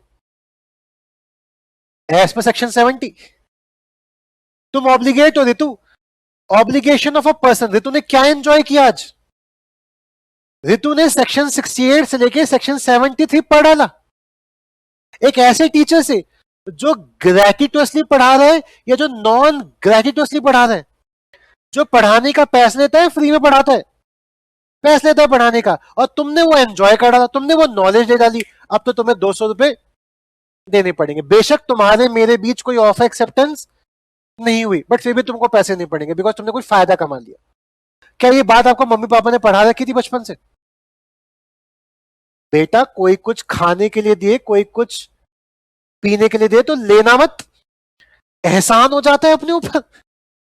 हमें पैसे देने पड़ते हैं उसके, बोलो हाँ, सिखा रखा है। जहां लग क्या आपके मम्मी पापा को नहीं पता कि वो क्या पढ़ा रहे थे तुम्हें। सेक्शन 70 कि अगर कोई कुछ कर रहा है तुम्हारे लिए ग्रेट्यूटसली नहीं, तो आपको उसके पैसे देने पड़ते हैं। अब ये तो आपको भी नॉलेज हो चुकी है, आप कहीं पे कुछ खाना भंडारा खाने जाते हो, फ्री का है, फ्री का है, 5-6 पूड़ी और डाल दे ठीक है, बिकॉज पता है उसके पैसे तो देने नहीं लेकिन कहीं पे पैसे लगते हैं। रेस्टोरेंट में जाते हो, एक चपाती और लिया, पैसे लगेंगे, कोई बात नहीं, पेट भर गया मतलब ठीक है। आपको पता है ये रेस्टोरेंट में फ्री का खाना नहीं है, you have to pay the money as per section 70। क्या लिखा है? When a person, when a lawfully does anything, मैंने आपके लिए कुछ कर दिया, पेप्सी पी लो, पेप्सी पी लो, और आपने पेप्सी उठा के पी भी ली, और पेप्सी बेचना मेरा धंधा है, बिजनेस है। When a person lawfully does anything for another person और deliver anything to him not intending to do so gratuitously, मैंने तुम्हें सामान डिलीवर किया, वो मेरी फ्री फंड में देने की कोई इच्छा नहीं थी। And such other person enjoy the benefit, और उस अदर पर्सन ने क्या कर लिया? बेनिफिट एंजॉय कर लिया। तो लेटर, बाद वाला इंसान जिसने एंजॉय किया उसकी बात हो रही है, लेटर पर्सन, बाद वाला इंसान जिसने एंजॉय किया, लेटर पर्सन इज बाउंड है, किस चीज के लिए बाउंड है? To make compensation to the former. पहले वाला कौन था? जिसने सामान डिलीवर किया, जिसने सामान दिया, लेकिन सामान कैसे दिया? ग्रेट्यूटसली या नॉन ग्रेट्यूटसली? तो पुराना वाला इंसान जिसने सामान यूज किया वो पैसा देगा किसको? पहले वाले इंसान को। या फिर अगर पेप्सी उठाइए, पैसे लगेंगे, ले लो भैया पेप्सी, नहीं पी रहे तो सामान को रिस्टोर करना पड़ेगा। रिस्टोर मतलब सामान वापस कर दो, यानी अगर सामान खा लिया तो पैसे दे दो, और सामान उठाया ही था, खाया नहीं था, वापस कर देंगे। ठीक है, आगे बोलो हाँ। क्या हमने कोई ऑफर एक्सेप्टेंस किया? नहीं, लेकिन किसी और के खर्चे पे तुम फायदा भी तो नहीं कमा सकते। एक और एग्जांपल, बचपन में आता था बंदर का डांस दिखाने वाला एक बंदा, अब आता है आज के टाइम में? अब नहीं आता है ना, अब उसे गांव में दिखते हैं, शहरों में नहीं दिखते। मतलब एक बंदा मदारी आता था, है ना, और बंदर को कहता था ए बंदर गुलाटी मारेगा, और बंदर के साथ कुछ हरकतें दिखाता था, या सांप और नेवले की लड़ाई दिखाता था, और आप सब झुंड बना के खड़े हो जाते थे। क्या आप उस मदारी को पैसा देने के लिए बाउंड हो? वो जो नाच दिखा रहा है बंदर का, वो ग्रेटिटुअसली दिखा रहा है, कमर्शियली दिखा रहा है? ग्रेटिटुअसली, ग्रेटिटुअसली। अगर तुमने बंदर का नाच देखा और नहीं दिए उसको पैसे, क्या लॉफुली वो तुमसे पैसे ले सकता था? नहीं, वो तो बंदर का नाच फ्री में दिखा रहा है। जिसको पसंद आए वो पैसा दे दो, बोलो हाँ। कृष्ण मूवी देखिए, कृष्ण मूवी, उसमें एक बंदा था तलवार, है ना, देखा, कारनामा करते करते उसकी टांग टूट जाती है, फिर कृष्ण आता है, फिर वो उसकी तलवारबाजी करता है, फिर एक लड़की आती है जो सबसे पैसा मांगती है। तो क्या सब लोग पैसा देने के लिए बाउंड है? नहीं, मैं तो अपनी इच्छा से कोई कर्तव्य दिखा रहा था। तुम में से कोई इंसान कर्तव्य देख के पैसे देना चाहता है तो दे दो। तुमने रूह अफ़ज़ा पिया और तुम्हें लगता है कि इसके खर्चे पे मैं तो अच्छा खासा इंसान हूं, पैसे कमा सकता हूं, वो तो प्यास लग रही थी, इसने रूह अफ़ज़ा पी लिया फ्री फंड का, तो आप क्या उसको 10 रुपए दे के आ सकते हो? यार गरीबों को पिला, मैं तो पी सकता हूँ, तो मेरे को जगह नहीं मिली इसलिए मैंने पी लिया, ये लो 10 रुपए पकड़ो, और तुम्हें 10 रुपए से और रूह अफ़ज़ा खरीदो और औरों को भी पिलाना। आप खुद से दे सकते हो, बट लॉफुली आप उसको पैसे देने के लिए बाउंड नहीं हो। क्यों? बिकॉज वो जो काम कर रहा था वो ग्रेटिटुअसली कर रहा था। कैसे? अरे कैसे? ग्रेटिटुअसली, फ्री में कर रहा था। लेकिन अगर कोई इंसान कमर्शियली कोई काम कर रहा है और आपने उसका फायदा उठा लिया, तो अब तो आपको उसके पैसे। रेस्टोरेंट में वाटर बॉटल रखी होती है सील्ड पैक, आप जाते हो पी लेते हो, आप बोलते हो भैया रेगुलर वाटर ले आओ, बॉटल्ड वाटर नहीं चाहिए, हमें पता है इसके पैसे लगते हैं, रेगुलर लाओ फ्री वाला। तो आपको पता है अगर आपने रेगुलर वाटर का ढक्कन खोला, आपको पानी की बोतल के 60 रुपए देने पड़ेंगे फ्री का पानी कितने देने पड़ेंगे? 60। और फिर अगर वो 60 रुपए का वाटर बॉटल पी ली, तो 10 दिन तक आप वो वाटर बॉटल अपने बैग के साथ लटका के लाते हो दिखाने के लिए 60 रुपए की है ठीक है, समझ आ गया आपको ये? सेक्शन 70 बोलो हाँ। सेक्शन 68 हम अभी तो पढ़ नहीं रहे, लेकिन पढ़ेंगे। माइनर कॉन्ट्रैक्ट नहीं कर सकता जो इंसान 18 साल से कम का है। वो क्यों नहीं कर सकता? क्या उसे कॉन्ट्रैक्ट की टर्म एंड कंडीशन समझ आएगी? लॉ ऐसा मानता है कि 18 साल से कम के बच्चों के अंदर समझ नहीं होती। लॉ सही मानता है गलत मानता है? घंटा, तुम्हें समझ नहीं है? तुम में से बहुत से बच्चे बैठे होंगे 18 साल से कम वाले, 17 17.5 वाले, क्या तुम्हारे अंदर दिमाग नहीं है? क्या मैं ऐसा कह सकता हूँ बेटा एक एल्पेनलीबे की टॉफी लो, अपना जैकेट मेरे को दे दो? समझ है ना कि जैकेट एल्पेनलीबे की टॉफी के बराबर नहीं होती। बट लॉ आज भी क्या मानता है? माइनर के अंदर समझ नहीं होती। इवन एज पर, मतलब आपने कई बार सुना होगा कि एक रेप हुआ था, उसमें एक बच्चा नाबालिग था, 18 से कम का था, तो उसको फांसी की सजा नहीं हुई। क्यों? गवर्नमेंट मानता है माइनर है। घंटा माइनर है? जब वो इंसान रेप कर सकता है तो माइनर किस बात का? सोचने समझने की क्षमता तो है। खैर उस कॉन्सेप्ट को हम बाद में पढ़ेंगे कैपेसिटी में। वापिस आ रहे हैं, एक इंसान माइनर है या पागल है, तो क्या पागल और माइनर के अंदर सोचने समझने की क्षमता होती है? ऐसी आपने मूवी देखी होगी राउडी राठौर, एक इंसान किसी फीमेल का रेप करता है और बाद में कोर्ट में प्रूफ कर देता है कि वो इंसान तो पागल था, तो उसको जेल नहीं होती, उसे छोड़ देता है कोर्ट, बिकॉज पागल है, उसमें तो सोचने समझने की क्षमता नहीं, उसे पता ही नहीं कि किसको छेड़ना है किसको नहीं छेड़ना, वो तो पागल है। तो एक इंसान अगर पागल है, अनसाउंड है, दिमाग नहीं है, या एक इंसान माइनर है, तो लॉ कहता है, इंडियन कॉन्ट्रैक्ट एक्ट कहता है कि वो इंसान कॉन्ट्रैक्ट नहीं कर सकता। कॉन्ट्रैक्ट क्यों नहीं कर सकता? बिकॉज इसके अंदर ऑफर को सोचने समझने की क्षमता होगी नहीं, तो he is incapable to do a contract. वो कॉन्ट्रैक्ट करने की क्षमता ही नहीं रखता, वो कॉन्ट्रैक्ट करने के लिए कैपेबल ही नहीं है। लेकिन यहां पे हम कुछ बातें पढ़ेंगे।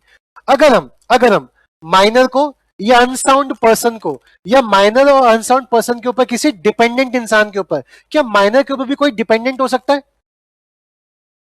पुराने जमाने की मूवी देखना, केजीएफ टाइप, बच्चा होता है 10 साल का और माँ खाट पे पड़ी होती है और बच्चा कमा के लाता है, माँ मैं तुम्हारी दवाई के पैसे ले आया माँ, तो माँ किसके ऊपर डिपेंडेंट है? या कोई मूवी देखना कुली नंबर 1, राजू बाबा टाइप की, 10 साल का बच्चा है, उसने 3 साल की बच्ची, उसकी छोटी बहन, तो 10 साल का बच्चा 3 साल की बच्ची को उसका पालन पोषण कर रहा है, तो वो 10 साल के ऊपर के बच्चे को भी कोई डिपेंडेंट हो सकता है? हाँ, तो अगर आप किसी माइनर को या किसी अनसाउंड पर्सन को या इनके ऊपर किसी डिपेंडेंट इंसान को कोई नेसेसरी सामान दे रहे हो, कैसे सामान दे रहे हो? नेसेसिटी नहीं बोल रहा, नेसेसरी बोल रहा हूं। नेसेसरी का मतलब है डिपेंड अपॉन द उसके फाइनेंशियल और सोसाइटी स्टेटस। बात को फील करेंगे। किसी इंसान के पापा की डेथ हो गई, बच्चा 10 साल का, एज पर हिंदू रिलीजन जैसा मूवीज में दिखाते हैं, क्या एक इंसान को व्हाइट कलर का धोती और व्हाइट कलर का कुर्ता पहनना पड़ता है अंतिम संस्कार करने के लिए? उसके पास व्हाइट कपड़े नहीं है, तो वह किसी शॉपकीपर से कह रहे हैं भैया मुझे धोती दे दो, भैया मुझे कुर्ता दे दो व्हाइट कलर का। तो शॉपकीपर ने क्या दिया उसको? धोती कुर्ता। खर्चा किसका हो गया? शॉपकीपर का। अरे बोलो हाँ। फायदा कौन कमा गया? वो बच्चा। कपड़े कौन पहन रहा है? बच्चा। और बच्चे के साथ तो कॉन्ट्रैक्ट कर ही नहीं सकते, बोलो हाँ, बिकॉज बच्चे के साथ क्या कॉन्ट्रैक्ट क्या होता है? वॉइड एब। तो सेक्शन 68 मदद करेगा किसको? सप्लायर ऑफ नेसेसरी को। जिसने सामान सप्लाई किया है, सामान सप्लाई किसने किया था? शॉपकीपर ने। जिसने सामान सप्लाई किया है, हम तुम्हें अधिकार देते हैं कि माइनर के नाम पे, अनसाउंड पर्सन के नाम पे जो भी प्रॉपर्टी है, माइनर के नाम पे गोल्ड चेन होगी, माइनर के नाम पे घर होगा, तो माइनर के नाम पे जो भी प्रॉपर्टी है उस प्रॉपर्टी पे तुम्हें अधिकार मिल जाता है। जितने रुपए का तुमने सामान बेचा, जब यह प्रॉपर्टी बिकेगी, इस प्रॉपर्टी को बेच के जो पैसा आएगा उस पैसे पे पहला हक तुम्हारा होगा जिसने नेसेसरी सप्लाई की है। आप माइनर से तो पैसा नहीं ले सकते, लेकिन माइनर की प्रॉपर्टी पे आपका हक आ गया। अगर आपने माइनर को या अनसाउंड पर्सन को क्या सप्लाई किया है? नेसेसरी। क्या सप्लाई किया है? खाना दिया। जितने रुपए का खाना दिया प्रॉपर्टी से ले सकते हो। लेकिन सर प्रॉपर्टी बेच के आया 20,000 रुपए और हम उसे नेसेसरी सप्लाई कर चुके हैं 30,000 रुपए का, तो हम सिर्फ कितने रुपए ले सकते हैं? सिर्फ 20। बाकी का 10,000 आप माइनर से ले ही नहीं सकते, because contract is void ab initio. आई बात समझ? अच्छा, ये लॉ अमीर लोगों के लिए बना है, गरीब लोगों के लिए? अमीरों के लिए। अमीरों के पास, अमीरों के बच्चों के नाम पे तो कोई प्रॉपर्टी होगी? अरे हाँ, है ना। कोई गरीब बच्चा दिख ही रहा है तुम्हें, शक्ल देख के उसकी बहुत ही गरीब सा है, और वो कुछ शॉपकीपर से मांगता है, शॉपकीपर देता है, लताड़ देता है, चल आगे बढ़, ऐसे बोलता है ना। वो क्यों क्यों कहता है? वो उसको नेसेसरी क्यों सप्लाई नहीं करता? उसको पता है दे दूंगा, इसके नाम पे कोई प्रॉपर्टी होगी नहीं, तो एज पर 68 में कुछ रिकवर कर ही नहीं सकता। लेकिन अगर एक बच्चा वेल्दी परिवार से है, क्या शॉपकीपर उसको सामान दे देता होगा? नेसेसरी दे रहा हूं, इसके नाम पे प्रॉपर्टी है, एज पर सेक्शन 68 इसकी प्रॉपर्टी से मैं उतना पैसा क्लेम। आई बात समझ? नेसेसरी का मतलब क्या होता है? सोशल स्टेटस के हिसाब से। एक जयपुर के राजा मर गए, राजा मर गए, तो अब जो उनका बच्चा है उसका राज तिलक होगा। राजा की राज तिलक सेरेमनी में राजा के पास एक तलवार होनी चाहिए, तो बच्चे ने तलवार खरीदी। क्या वो तलवार नेसेसरी की श्रेणी में आती है? The answer is yes. Again कह रहा हूं, नेसेसरी का मतलब क्या है? सोशल स्टेटस के हिसाब से जो नेसेसरी बिलोंग करता है। एक बच्चे को गोल्फ खेलना सीखना है, गोल्फ खेलने का जो फीस है वो 2 लाख रुपए है, तो क्या गोल्फ खेलना नेसेसरी है? Answer is yes. गोल्फ खेलना is a sports education. Golf खेलना सीखूंगा तो फ्यूचर में पैसे भी तो कमाऊंगा गोल्फ से, तो education is a necessary. Again कह रहा हूं, नेसेसरी से भटक मत जाना। 30 एग्जाम्पल, मेरे पास ऑलरेडी 15 अच्छे कपड़े हैं, फैंसी कपड़े हैं, मैं 16वां फैंसी कपड़ा परचेज करके ला रहा हूं, क्या 16वां फैंसी कपड़ा is a necessary? Because already 15 कपड़े। व्हाइट कपड़ा मेरे पास नहीं है, डेथ हो गई, इसलिए व्हाइट कपड़ा चाहिए, धोती कुर्ता, क्या वो नेसेसरी है? हाँ। तो नेसेसरी की परिभाषा क्वेश्चन टू क्वेश्चन चेंज होगी। एक 16 साल का बच्चा एमकॉम करना चाहता है, ये मत बोलना, लॉजिक मत लगाना, 16 साल का बच्चा एमकॉम, उसका मन है, करने दो ना उसको। एक 16 साल का बच्चा एमकॉम करना चाहता है, कॉलेज की फीस 2 लाख है, उसने बैंक से 2 लाख रुपए लिए लोन के नाम पे, क्या बैंक उससे 2 लाख रुपए वसूल कर सकता है? आप बोलोगे हाँ, उससे तो नहीं, लेकिन उसकी प्रॉपर्टी से, बिकॉज पढ़ना, लोन लिया किसके लिए? पढ़ाई के लिए, पढ़ाई क्या नेसेसरी, तो आप उसके एस्टेट से पैसा ले सकते हो एज पर सेक्शन। क्या माइनर और शॉपकीपर के बीच कोई कॉन्ट्रैक्ट हुआ? क्या माइनर बैंक के बीच कॉन्ट्रैक्ट हुआ? सर कॉन्ट्रैक्ट हो ही नहीं सकता, बिकॉज माइनर तो कॉन्ट्रैक्ट कर ही नहीं सकता, तो वहां ऑफ एक्सेप्टेंस का तो सवाल ही नहीं। लेकिन लॉ कह रहा है माइनर तुमने फायदा तो कमाया, तो तुम तो नहीं, बिकॉज तुम्हारी प्रॉपर्टी से वो उतना पैसा रिकवर कर सकता है। एज पर सेक्शन पढ़ेंगे क्या लिखा है। इफ अ पर्सन, पेरेंट के स्टेट नहीं, माइनर बच्चे के नाम पे जो जायदाद होगी उससे, पेरेंट से कुछ रिकवर नहीं कर सकते। If a person incapable of entering into a contract और anyone whom he is legally bound to support, यानी उसको दोगे या उसके ऊपर डिपेंडेंट किसी और को दोगे। अगर आपने उसको क्या किया, इस सप्लाइड बाय, उसको सप्लाई किया गया है अनदर पर्सन के द्वारा। क्या सप्लाई किया गया है? अरे क्या necessary suited to his in his life, the person who has furnished the supply, जिसने वो सामान सप्लाई किया है उसके पास एंटाइटल्ड हो गया, वो अधिकार रखता है। किस चीज का अधिकार रखता है? अरे किस चीज का अधिकार रखता है? उसको रिइंबर्समेंट मिलेगा, उतना पैसा वापसी मिलेगा। किससे? उस माइनर से या उसकी प्रॉपर्टी से। Property of such incapable person. In this case of claim of necessary, only the property of the person is liable and the person is not. आप उस माइनर से पैसे नहीं ले सकते, आप सिर्फ किससे पैसे ले सकते हो? माइनर की प्रॉपर्टी से। नेसेसरी का मतलब क्या है?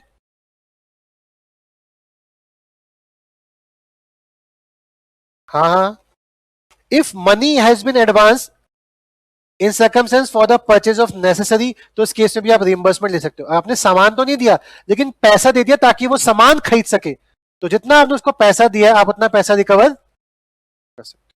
जैसे बैंक ने पढ़ाया थोड़ी ना, बैंक ने एमकॉम थोड़ी ना पढ़ाई, बैंक ने तो पैसे दिए ताकि वो एमकॉम की कोचिंग, तो बैंक उतना पैसा रिइंबर्स कर सकता है। एज पर सेक्शन 68, 68 पढ़ लिया, 69 पढ़ लिया, 70 पढ़ लिया, 71 पढ़ लिया, 72।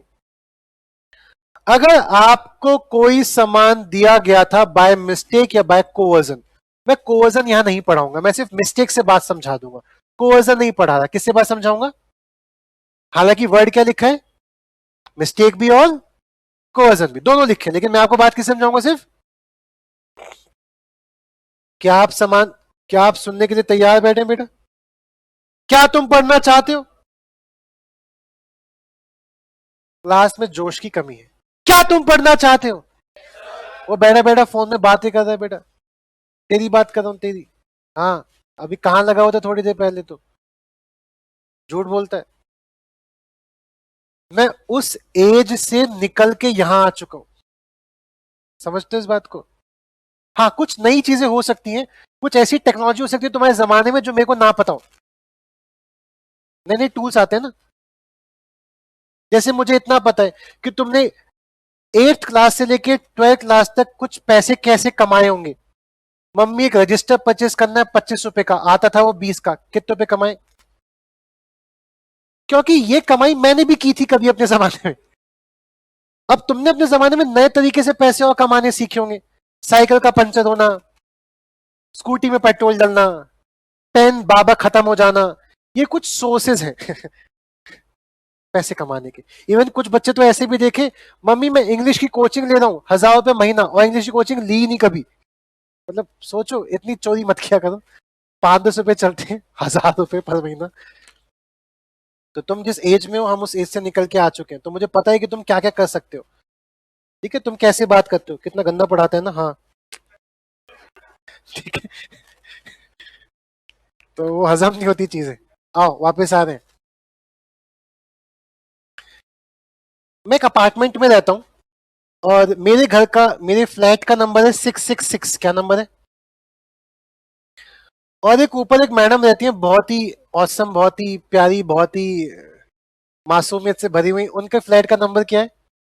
999। मेरा क्रश है उन पे, ठीक है। I have a crush on her, ठीक है। बहुत प्यारी लगती है, देखने का मन करता है बार बार, स्टॉक करता हूं मैं उनको बकायदा। इन मैडम ने ऑनलाइन पेमेंट की डोमिनोज को, ऑनलाइन पेमेंट होती है आज के टाइम में, बोलो हाँ। डोमिनोज को पैसा दिया और डोमिनोज से बोला Domino's Domino's farm house pizza ले आओ। सर आपको कैसे पता? स्टॉक करता हूं। उन्होंने तभी तभी इंस्टाग्राम पे एक पोस्ट डाला था, पिज्जा आया नहीं। मतलब होते ना कुछ लोग जो हर बात पोस्ट करते रहते हैं, वेटिंग फॉर पिज्जा। उन्होंने पोस्ट डाला तो मुझे समझ आ गया क्या डाला है, पिज्जा आ रहा है उनके घर। पैसा ऑलरेडी दे चुकी हैं, क्या इनका और डोमिनोज वालों के साथ कॉन्ट्रैक्ट हुआ है? ऑफर एक्सेप्टेंस हुआ है? बोलो हाँ। कॉन्ट्रैक्ट हुआ है। तो मैं इनकी बात नहीं कर रहा, मैं तो कुछ और बात करने वाला हूं अभी। डोमिनोज का पिज्जा डिलीवरी बॉय आया, अब लिफ्ट होती है, लिफ्ट में ऐसा होता है ना कि आप बटन दबा देते हो फिर बाद में आप सीढ़ी से ही चले जाते हो, या दो लिफ्ट थी, आपने दोनों में बटन दबाया, ये लिफ्ट पहले आ गई तो ये भी खुलेगी, तो बटन दबाया तो लिफ्ट वहां खुलती है, बोलो हाँ। तो मेरे पड़ोस वाला 665 वाले ने बटन दबाया दोनों लिफ्ट का, ये लिफ्ट पहले आ गई, वो इस लिफ्ट में चढ़ गया और ये लिफ्ट का दरवाजा खुल गया। और कई बार होता है हम देखते नहीं कौन सा फ्लोर खुला है, डिलीवरी बॉय के सामने वो गेट खुला, उसे कोई इंसान दिखा नहीं, तो वो उसी लिफ्ट से बाहर निकल गया कि शायद 9th फ्लोर आ गया होगा। महसूस कर पा रहे हो मेरी कहानी? वो बाहर आ गया, उसे पता ही चला कि उसने देखा एक्चुअली में मेरा जो ये फ्लैट का जो नंबर था, ये तमगा उल्टा हो गया था, लटक गया था। और क्या दिखा उसको? 999। अरे बोलो हाँ। उसने घंटी बजाई, और मेरे को पता है ना कि 999 ने मंगाया पिज्जा, पप्पा को थोड़ी ना पता है। उसने घंटी बजाई, गेट खोला पापा ने, उसने कहा सर पिज्जा, पापा ने कहा ओके। पेमेंट, उसने बोला सर पेमेंट हो चुकी है, और पापा को लगा ऋषभ बहुत कमा रहा है, कर दी होगी ऑनलाइन पेमेंट। पापा ने पिज्जा जेब अंदर रख लिया, कुंडी लगा दी। बताएंगे गलती किसकी है?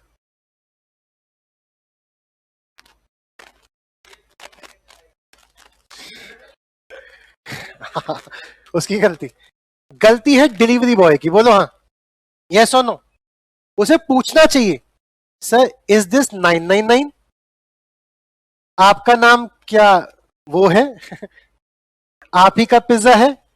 अच्छा, जैसे पिज्जा डिलीवर करते हैं उस पिज्जा बॉय ने क्लिक कर दिया होगा पिज्जा डिलीवर्ड, आजकल सब कुछ ऐप पे आता है, तो 999 वाले के यहाँ पे ऐप पे लिखा पिज्जा डिलीवर्ड, 999 कह रही कहां से डिलीवर्ड, 999 कस्टमर कॉल पे कॉल लगाई, मेरे पास तो कोई पिज्जा डिलीवरी नहीं, कहां पे पिज्जा डिलीवरी हो गई?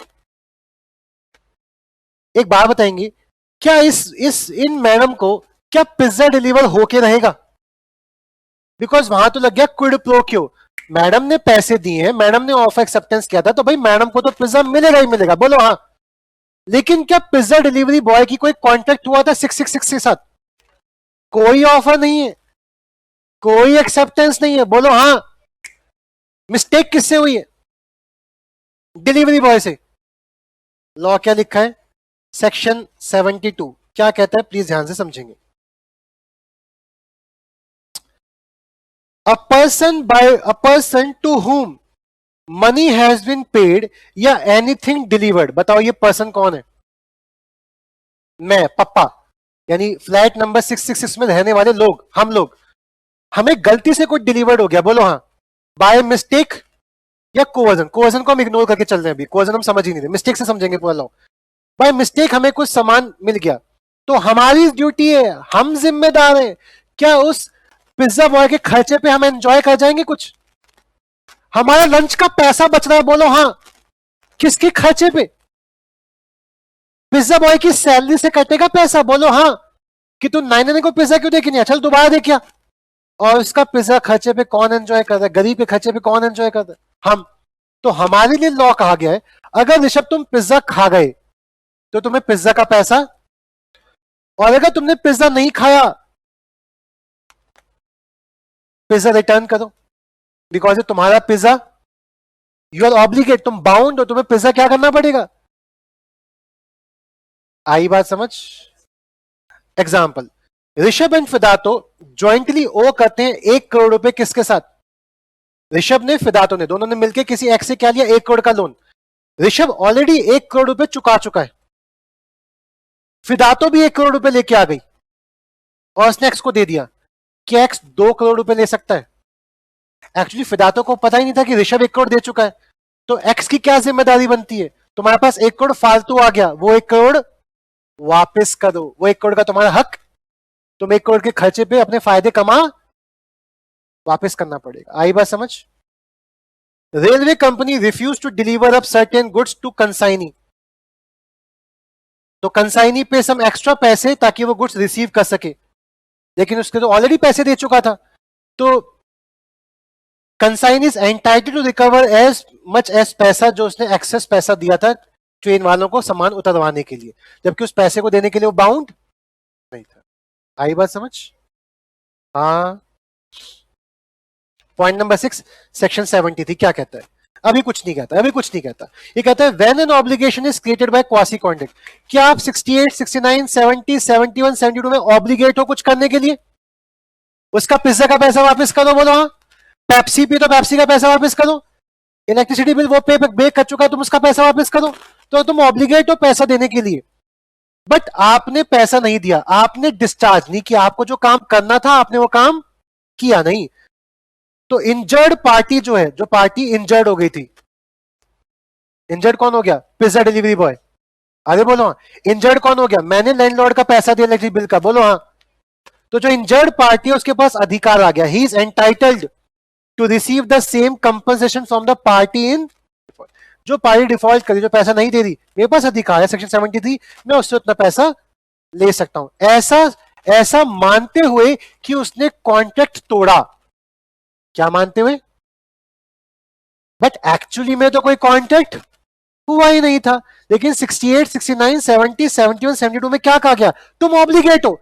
उसी प्रकार जैसे कॉन्ट्रैक्ट में कोई इंसान ऑब्लिगेट होता है, तो तुम्हें अपना काम करना था, लेकिन तुमने 68 से 72 में अपना काम नहीं किया, तो हम ऐसा मानेंगे कि तुमने कॉन्ट्रैक्ट तोड़ा, और कॉन्ट्रैक्ट तोड़ा तो दूसरे इंसान के पास अधिकार है कि वो तुमसे सेक्शन 73 के तहत अपना काम करवा सकता है।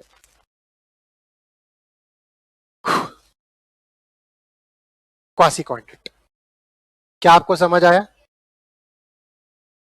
तो आप मेरी तारीफें कर सकते हैं, मुझे मत करना, मुझे तो पता ही है मैं कितना औसम बढ़ाता हूं। तारीफ किसको की जाती है? और लोगों को जाके इंस्टाग्राम पे एक पोस्ट डालना, आज ऋषभ गौर से हमने क्वासी कॉन्ट्रैक्ट पढ़ा और वाह मजा आ गया। जब तुम ये पोस्ट अपने इंस्टाग्राम, व्हाट्सएप, टेलीग्राम वगैरह पे डालोगे तो कौन देखेगा? तुम्हारे दोस्त जो सीए करना चाह रहे होंगे, फिर वो मुझसे पढ़ने आएंगे, इनडायरेक्टली मुझे फायदा होगा। और तुम्हें क्या फायदा हो रहा है? टीचर तुम्हें अच्छे से पढ़ा रहे, गंदा गंदा भी तो पढ़ा सकता था मैं। अरे हाँ है ना? बस तारीफें करो दुनिया में, ताकि वो तारीफें लौट के हमारे पास आए। Thank you so much for cooperation. आज के इतना काफी है, आज हमें इतना ही पढ़ना था। तो जिन बच्चों की क्लास नवंबर 2021 की है, नेक्स्ट क्लास में यही लिखवाऊंगा तुम्हें। और जिन बच्चों की क्लास मई 2021 की है, फास्ट ट्रैक बैच चल रहा है, तुमने पढ़ लिया और तुम्हें पता है ये कहां लिखा हुआ है। ठीक है, चलो आज के इतना काफी है। Bye bye, tata, see you, चाओ।